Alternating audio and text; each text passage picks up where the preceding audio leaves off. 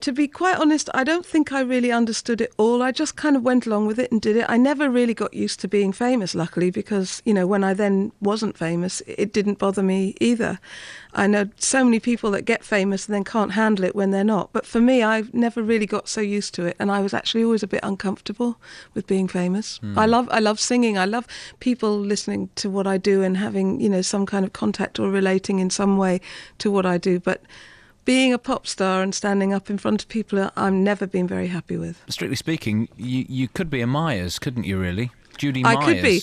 But, I've been looking to try and work out my family tree lately, and I found out that the only reason I'm Myers was that the immigration officer couldn't pronounce my great-great-grandfather's name, so he just said, "Oh, you're Samuel Myers, that'll do."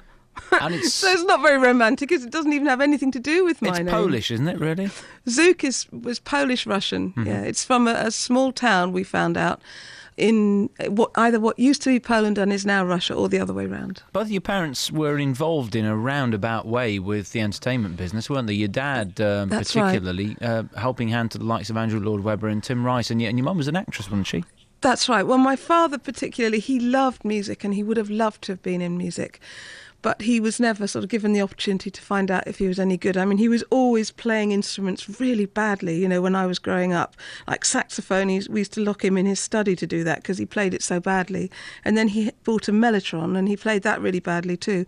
But he really loved doing it. So he then set out to find people that he thought were good and gave them the opportunity, because he was quite a successful businessman. And he, Andrew Lloyd Webber and Tim Rice sent their first album, Joseph, into him, and he thought it was fantastic, and he gave them the upstairs of his office and paid them a wage so that they could write Jesus Christ Superstar. Good Unfortunately, choice. He died before it all came out. I hope that my dad did have, a lot to do with it. You never really know, and I wouldn't like to take away from the fact that they probably would have written Jesus Christ anyway, but at least my dad made it a bit easier for them to do that and made them feel that people believed in them. Now, we talked about the Welcome to the Cruise album, and I guess a lot of the success of that obviously is down to you, but also you had a pretty good band together, and all this sort of hinged upon your meeting with Mike Paxman, didn't it, and the other members who joined later on.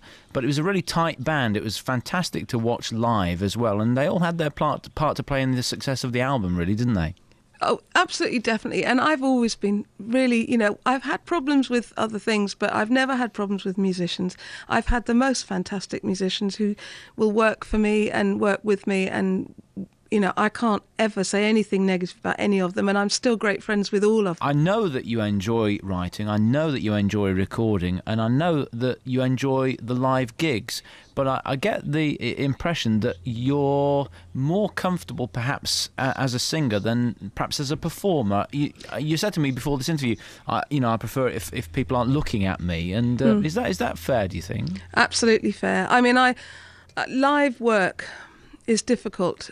I love the audience, and I would never want to say anything derogatory, but I do. I mean, I've got 2 weeks to go before the concerts. I can't sleep. I feel sick. I can't think about anything else. I was practicing, one of my songs in bed last night. I'm so terrified of things going wrong that I can't say that I love touring. But I do love the feeling when I've done a good gig and it's all gone well and I feel fine, and then I love it. But before a gig, and even during, I'm just so scared.